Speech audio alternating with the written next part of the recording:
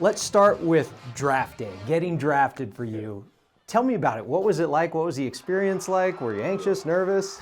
Oh, I was sweating. I was so nervous. A lot of people were asking me if I was going to have a big draft party and things like that, and that's not really my style. I was too nervous, too invested in it to, have a bunch of people around. So it was just my parents and my brother and I, and we watched the whole draft. I knew I wouldn't go on the first day. I knew there was a possibility second, third round maybe. But yeah, I was very nervous, and getting that call was definitely surreal. And I still don't think it's really hit me yet. I think it probably will when I'm doing two-a-days here and at the end of the week. But it was just unbelievable for me. When they called, what did they tell you? You pick up the phone. Yeah, well, so I kind of knew it was going to be. I knew it was going to be a good call because I saw the Pittsburgh area code, and that was the team I'd been talking to. And it's funny because I answered the phone, and there's they record the conversations, and so I said hello, and there was kind of a pause, and I heard kind of like a drop and a pickup, and so I thought, oh, this is going to happen because I could tell they were recording it. And it was Mike Tomlin. He said, how you doing? I said, I'm doing good. And he said, you should be because we're about to draft you. And he handed the phone to different people in the building, Rooney family, and things like that. So it was a neat call for sure. Something I'll always remember.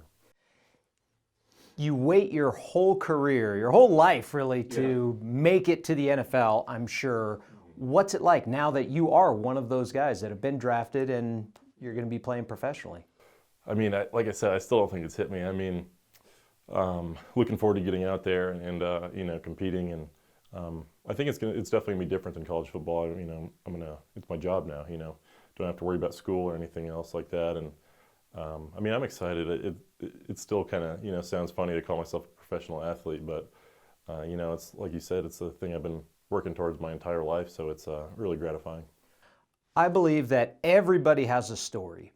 And if we were writing the Zach Gentry story or making a movie about your life, what would the title be? Oh, that's a good question. Maybe like Football in the Family or something like that. It's always been something that, ever since I was, 3, 4 years old with my grandfather and all my uncles and my dad and my brother and cousins. And it just seems like the only constant thing is football throughout everybody. So I guess just the overwhelming presence of football. What do you remember about growing up with football in your life? Kind of your earliest football memory. What do you recall? Just getting outside and throwing the ball with my dad and my grandfather, and I loved football growing up. I'd wake up as a little kid early on Saturday mornings, watch College Game Day, just watch it the entire day. I would play a Yaffle game on Saturday morning, go home and still be wearing my pants and watching college football, So just so invested in it since I was, 4 or 5 years old. When you got to El Dorado High School, you had this build and were really meant to be a quarterback, had the arm, had the size. What do you remember most about your high school career playing football at El Dorado? It was just a blast. It was so much fun. It was, you and some of your best buddies, and there's nothing like playing at Wilson Stadium at nighttime. It sounds funny because, I played the big house and I'm going to be playing it in Pittsburgh, but there's nothing really like it. Friday night jitters and, just so many memorable games for me. And yeah, definitely was some of the funner times I think I'll ever have in football. Yeah, you threw for over 3,000 yards, rushed for another 1,000, over 50 touchdowns combined. Do you have one touchdown, one score, one game that kind of stands out? One game that I always think of is the Mayfield game at Wilson Stadium my senior year. We were down 21-3 at half, and we weren't playing very well. I wasn't playing very well, and then in the second half we picked it up, and we had a really good second half. I had a really good second half, and I think we took it into triple overtime and won like 56-55 or something like that. And the play that I always remember was scoring the 2-point conversion to win that game in triple overtime. Then you go to Michigan. What drew you to Michigan, and how did Jim Harbaugh sell you on it? Well, I think what drew me to Michigan was Jim Harbaugh. I never really imagined that I was going to, I kind of wanted to stay in the lower states to play football. So I never pictured myself going to Michigan throughout the entire recruiting process, even though they'd recruited me under Coach Hoke before. But it really just, Coach Harbaugh just stuck out to me. I mean, he was a different personality, and he was a quarterback in the NFL. And, he had coached Colin Kaepernick, who was a similar frame, similar athletic ability. So I just felt like that was a good fit for me at the time. So when you got there, under the assumption that they were drafting you as a quarterback, what was it like then when you had to make that switch? I assume it was probably a difficult change for you going to tight end. Yeah, for sure. I mean, and it happened pretty much right away. I think that the defense wanted somebody that could go up and get football, somebody with some size, and BYU that year had a wide receiver that was really tall, and we looked very similar on film. So I was running routes for the defense, and I was pretty good at it, and I was catching balls, and so they kept asking me to do it every week, and it kind of just formed from there. And I was upset at first for sure. I was really upset because since I've been 6 years old, I've only played quarterback, so it was difficult for me. But talking to Coach Harbaugh, body size, putting on weight, and athletic ability, he said that was going to be the position for me in the NFL. Did you ever have thoughts initially when they told you about making the switch of, man, I just need to get to another school and play quarterback somewhere? Yeah, I did, and I think this is the first time I said it on camera. But yeah, I really wanted to transfer for a long time. My freshman and even sophomore year, it was something that I really thought about doing, and I even approached Coach Harbaugh about it. And I always just remember I called him and I said, I think I want to do that. And he said, you're right on the cusp. He said, you're right on the cusp of playing for us and being a good tight end. Just have a good spring. And so I was like, okay, I'll give it another shot. And I ended up starting 13 games that year. So, but yeah, leaving was definitely something that I thought of, but I'm glad I didn't. What's it like playing at the Big House? You mentioned, it's a collegiate football mecca. What's it like for someone who hasn't been there? It's unbelievable. Every part of the Saturdays there are just so traditional, rich in history, and touching the banner, and, just the tailgate scene. And you're out there for warm-ups and there's already 75,000 fans there, in 45 minutes, an hour before the game. And yeah, it's an unbelievable experience, noisy, and just so many traditions. Do you have a favorite memory or game or touchdown catch at Michigan? Oh man, that's tough. All my touchdown catches, I think, are gonna stand out for me. But one of the games that'll stand out was Maryland this last season. I had 7 catches for 112 yards, and just a fun day. We beat them pretty bad, and they were a solid team, and I felt like I was every other play catching the ball, so I just had a blast. Making that switch you'd mentioned to tight end, and you're glad that you didn't leave and go somewhere else. When they converted you to tight end, did you ever think in your wildest dreams that you could make the NFL as a tight end?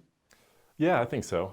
Especially when I knew, I'm going to be a tight end and I'm just going to put my head down and work.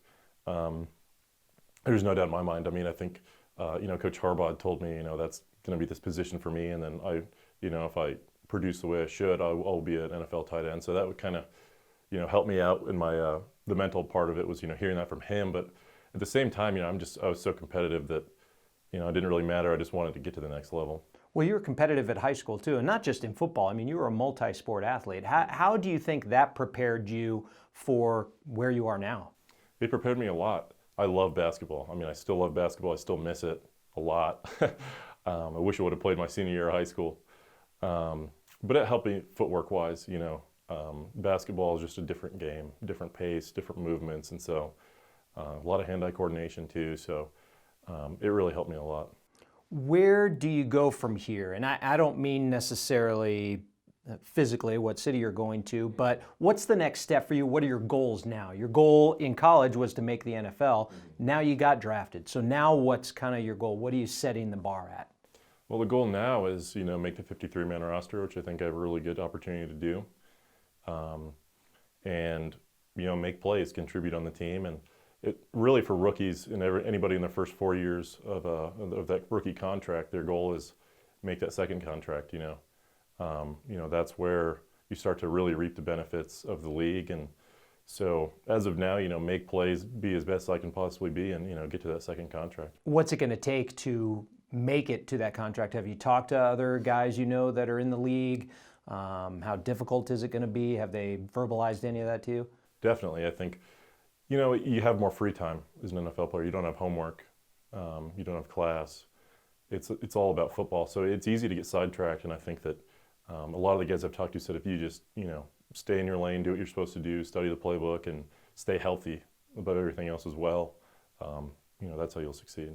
Do you have a tight end that you look up to in the NFL, or someone you'd like to model your game after? Yeah, well, it would have been Gronkowski. Too bad he retired, but also good for him. He's living the dream, and obviously I think a lot of tight ends would say that that's who they'd want to model their game after. Have you always been a Steelers fan? Would you grow up being a fan of which team? Well, I growing up a quarterback, I didn't really ever have a team.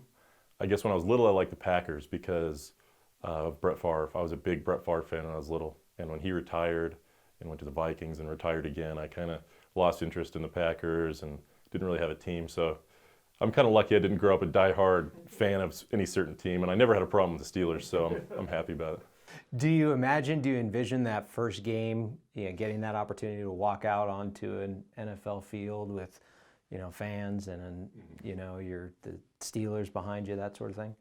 Yeah, I mean it's tough not to envision, and the thing that always cracks me up is I think I was 8 years old when Ben Roethlisberger was a rookie, and now I'm going to be catching passes from him. It's kind of surreal. That's the thing that really hits me being a quarterback is watching Ben Roethlisberger growing up, and then now it's like here in a couple of weeks I'm going to be catching passes from him. So it's hard not to envision that. What's it say about either the talent level here in New Mexico or the path that you've taken coming from Albuquerque and a high school program here and going to a big-time program and now making it to the NFL? I mean, what's it say about, I guess, what's possible? Yeah, well, I mean, the sky's the limit for anybody in Albuquerque just as anywhere else. I think that New Mexico kind of gets a bad rap, overlooked in terms of the sports world, and that's what I tell everybody. A lot of reporters, a lot of fans, a lot of friends and coaches ask me, about, what's the ball really like? And I'll tell you a little secret. I watched a lot of high school ball in Michigan when I was there, and it's not any different than high school ball here. I mean, no disrespect, but it's kind of unfortunately gets looked over, and I'm trying to hopefully get some more eyes on the state. And you said the title of the Zach Gentry story would be Football in the Family or something along those lines. What are you looking forward to most about this new family with the Steelers? I mean, I'm looking forward to the relationships. I've talked to some of my friends and buddies that I played at Michigan with that are in the NFL now, and they said, you do form strong relationships and friendships, contrary to kind of what you would think. But I'm looking forward to it. I'm looking forward to being a part of the organization and contributing and making some friends. Zach Gentry, thanks for your time. Thank you. Appreciate it.